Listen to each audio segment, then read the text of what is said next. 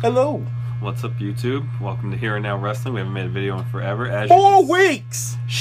As you can see, we are in the back of our arcade. And that's lots of nice little parts back here. But this is the only place that we've been able to get together to film because, you know, we're busy. And he has a wife that has a baby on the way. And his washing machine, his dryer committed suicide when Yeah, that was pretty bad. We got new ones last night. Oh, congratulations. Got a new washer and dryer. Yay. So, you know, from Hell in a Cell, we had a hard time trying to do videos. And I honestly think we kept thinking, you know, what could possibly happen through the 4 weeks? You know, what could possibly happen? So Sting debuted at Survivor Series. Yes. So let's, I guess, recap that. Do we really need to recap that pay-per-view? Everyone, really? It was. Let's be honest. That was Battleground was better. That was a one-match pay-per-view. I mean, the tag team match was actually really good. I got to rewatch it. Tag team match was good. Why the fuck is the Bellas having the belt again? I know that person who probably commented on one of the last videos like, "Oh, the Bellas are so much better." Fuck you. Okay. It's a very. I guess it was a pay-per-view with good build-up, but then just like the execution was just like. Well, no. Everything except for the main event was. Yeah, main event was great because Dolph Ziggler literally stole the show. And God, I hope he gets a title shot. He deserves it. He truly deserves it. And I hope like it'll be like after Rollins cashes in, it's just a good feud between Ziggler and Rollins, chase for the title. I think that'll be really good. I mean, you know it's bad when the pay-per-view only had 2 title matches because both the Intercontinental United States Champion were on the main event. We had the Divas match, which was 18 seconds, and then we had the tag match, which was like the only other good match throughout the whole night. So everything else was just like crap. We knew it was going to be crap. It was just at least the authority is gone, so we don't have every week we're going to see them. But now we know they'll be back at some point. Well, we had Daniel Bryan host the Raw right after, which that show was okay. I mean, it was fun seeing Daniel Bryan back. What I heard last night's Raw was absolute crap. It was so lackluster. Why is the guest general manager back?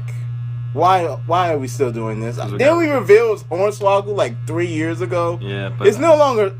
That was the trade-off for getting rid of the authority. You kind of. And then we had Larry the Cable Guy last week. That shitstorm. That was awful. Stop, WB. Stop. Nobody wants to see random celebrities. Now we have so far we have a couple of matches announced for TLC. But before we get into that, we also kept thinking, all right, well, after Sting debut, we'll do a video that Monday. No video. Okay, what can possibly happen in that week? So CM Punk dropped a pipe bomb on WWE.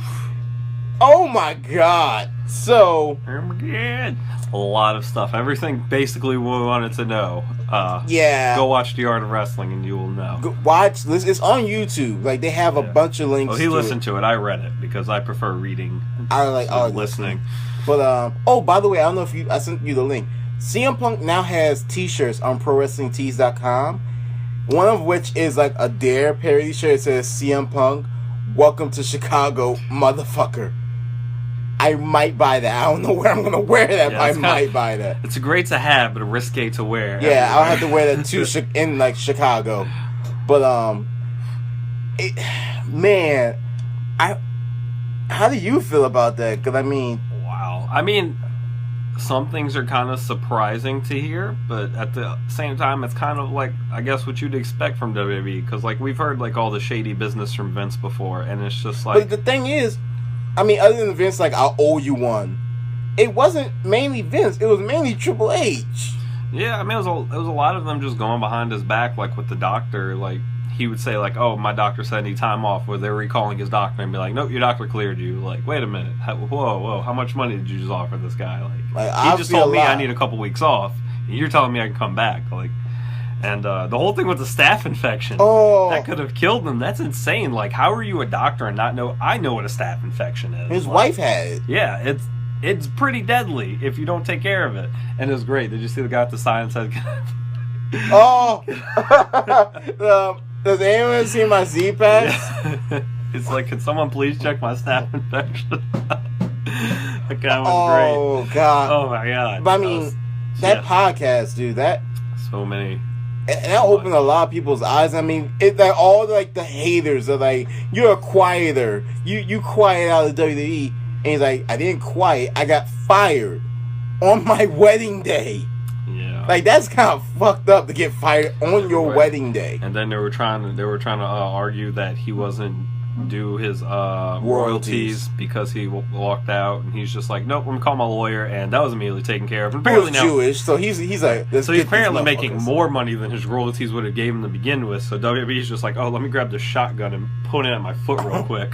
But I mean my mind, like the Triple H thing, like I don't like. It's like one side of the coin. He's signing all this great talent. He's doing great things for the company. But he did say he's like, him and Triple H just from day one didn't like each other. Yeah, which is funny. They were on the same team for Survivor Series. Yeah. They, of course, and then he mentioned Night of Champions. Like they had that one match, and he went right back into retirement. Oh yeah. And it was like, what the fuck was the point? Like now you think about what was the point to this? And apparently the main event for WrestleMania 30, well, one of them was going to be him versus Triple H, and Triple H was finally going to put him over, and he's just like, you should put me over like 3 effing years ago in that match, like you should have. But poor Punk got screwed. He in so really many did. Ways. He got just, oh my god. Then he was just like, no, I don't want to drop the title to Dwayne. It was like, that's bad for business. It's like, let me drop it to Undertaker at WrestleMania, which I think that would have been drastically better. And in that match, and like everyone agreed, that match should have been the main event. It would have been way better. I mean, who really wanted to see Dwayne versus Cena too? In the main event? Not even for the championship. Like, ugh. Like, it's literally the exact opposite. Like, what, at 18, Rock and Hogan. That match was before Triple H and Jericho, I believe, wasn't it? Or was it after? I don't remember. Oh. Well, if y'all remember, please put the comment or link or whatever. But it's like it kind of makes you wonder, like, if you're a wrestler and after hearing that podcast, do you want to still go to WWE now? Yeah, because like Punk was saying, he's like they don't even have a workers union there. Like, you know, everybody's got like these kind of shady contracts. And it's like, an nobody independent gets contract. the same deals. And then yeah, it's just everybody just kind of gets screwed over in a way there. And it's like, it's the best of the best, but it's the worst of the worst. Yeah, like all this stuff going on behind the scenes. Like, dang, TNA isn't looking that bad. I'm just kidding. TNA is that bad. Hey, but they at least have a network next year. And New Japan is coming to America next year as well. That's pretty so we're going to have a lot to talk about. And we have updates. We got to have some new stuff for 2015 if we can work stuff out. Great things coming forward. We'll try to be a little bit more active on Facebook. I've only posted like a little bit of stuff. I manage 4 different Facebook pages, so I try when I can. Yeah, so I'm pretty much usually the one in charge of the Facebook. I'm sorry if I don't post a lot, but like I also run like 2 other Facebook pages and work 2 jobs and playing the hell out of W2K15 on the Xbox One, which is awesome. I mean, honestly, like that podcast, like that. Then Vince, like Steve Austin had Vince on his podcast right after Raw, and he was open. He said that he feels bad about it was a miscommunication that he got fired on his wedding day. He still has said the doors open for him to come back. Yeah. I think even at age of 67, he's finally still learning. Like, okay, I may have burned some bridges that I need to fix. Like at least he fixed the Bruno Sammartino bridge. Triple H gotta fix that one for him, I think. Yeah, he fixed. Jim Ross fixed him and Stone Cold's bridge, which he brought up during the podcast. Like it. Damn, it's been a crazy 4 weeks. It has, but yeah, I don't think he's coming back. He made it. He said he's been so clear that he done. He wasn't happy, Like, they literally sucked the life out of him, and since he took his time off, he's like, I'm happy again, It sucks because we as fans, of course, want to see him. We would love to see him return, but obviously, for his own mental state and happiness, he did what was best for him. Yeah. It's understandable. I would have quit, too. I'd have been like, you know what, Vince, go if he does come back, by the time I think he comes back, Vince will long be, step down from chairman, and Triple H will be running it. That's like he's not gonna come back if Triple H is the chairman.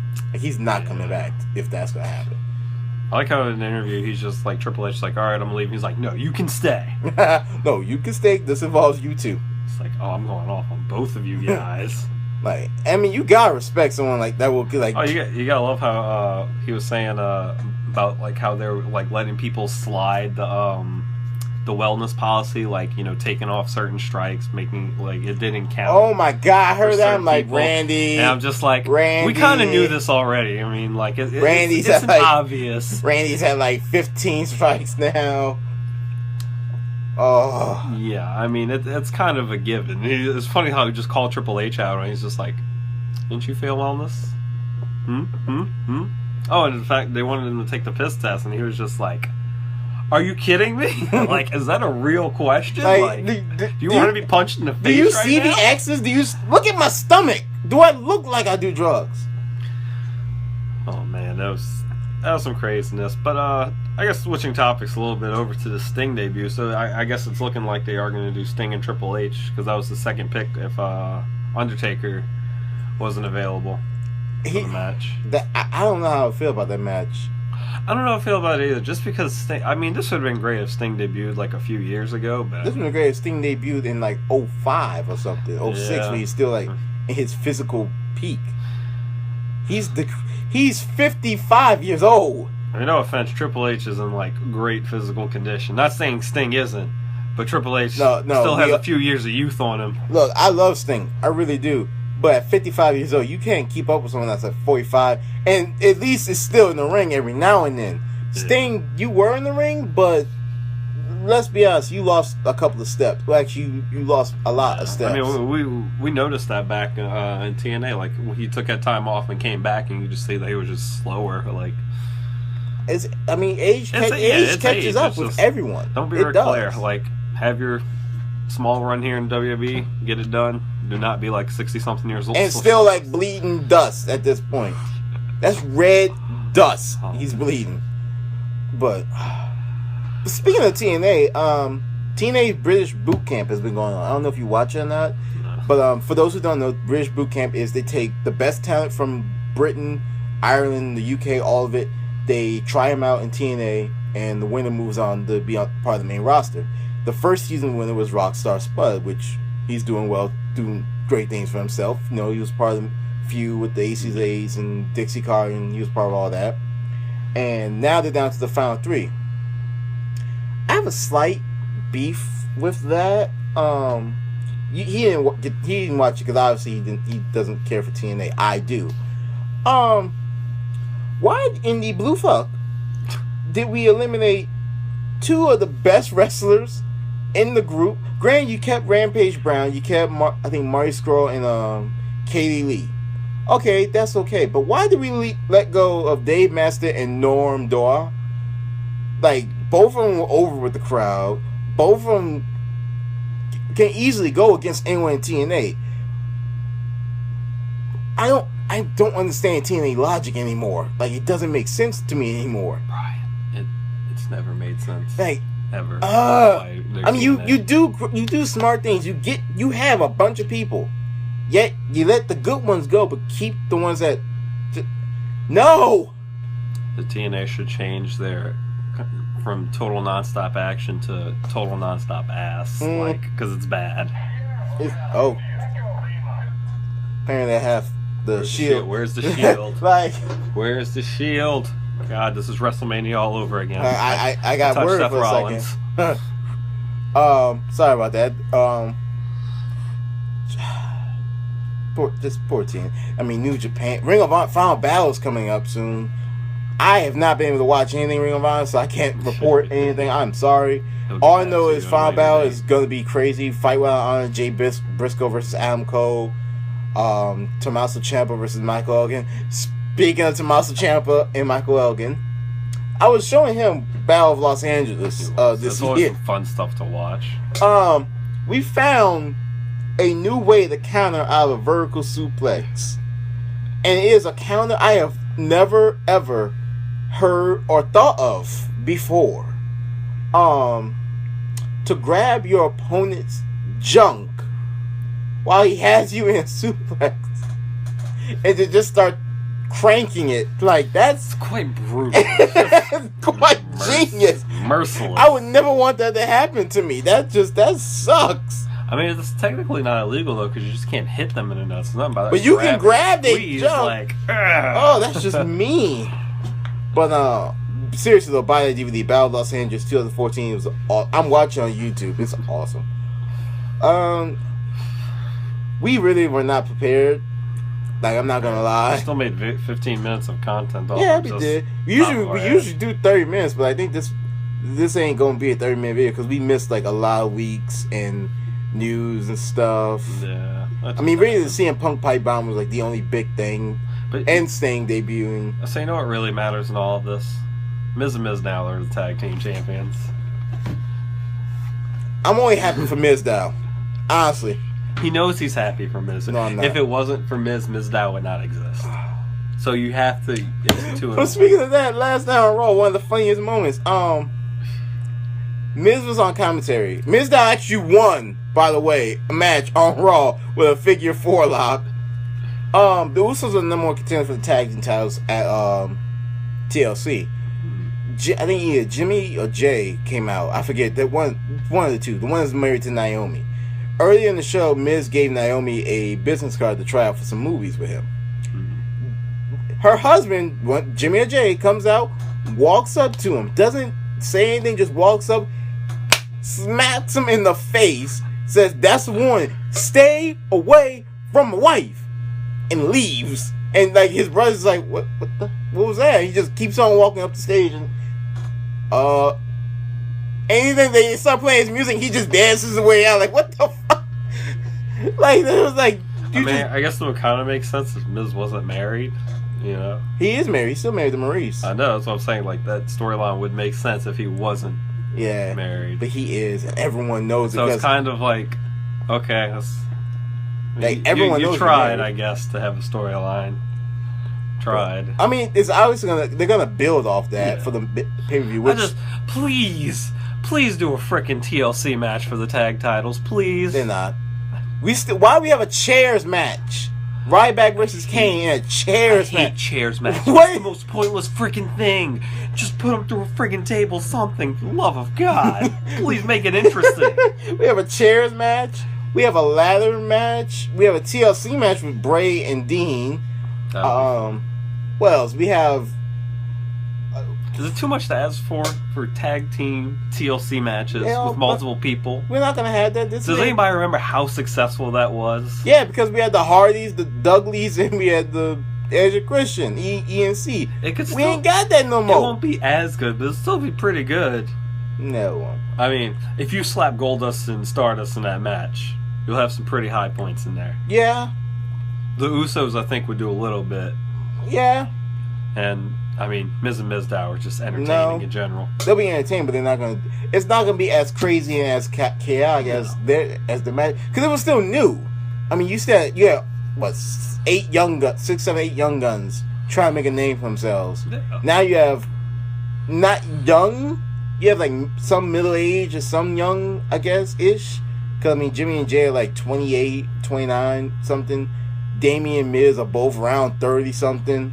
Yeah. Goldust is like fountain of youth. I don't know how old he is anymore.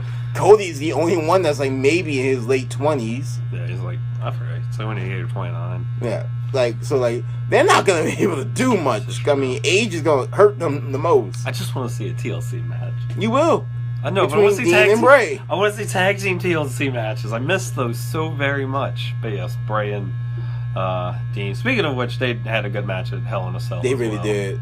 That was another high point of not Hell in a Cell, Survivor Series. Oh, sorry, Survivor Series. Yes, got an awful pay per view.